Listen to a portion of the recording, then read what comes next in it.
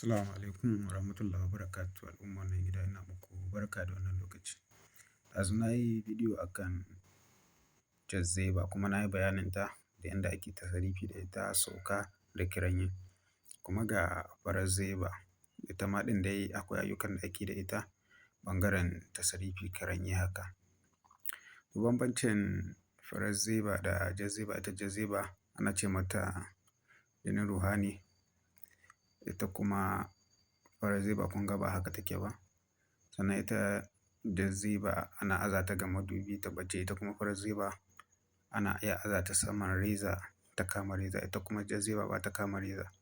To bambancin su kenan. Waccan tana ɓacewa ga madubi, wannan kuma tana kama reza. Sannan kowacce daga cikinsu ana gwada ta da testa kuma za ta kawo wuta. Kowacce ana gwada ta da testa kuma tana kawo wuta. Amma ayyukan da waccan ke yi ba lalle wannan ta yi ba, kuma ayyukan da wannan ke yi kuma ita ma waccan ba lalle ta yi ba. Kowacce da kalar aikin da ake yi da ita. Sannan farar zeba ana masu aikin zinare ma suna amfani da ita wajen kama zinare, ita kuma jazzeba ba ta kama zinare. Masha Allah.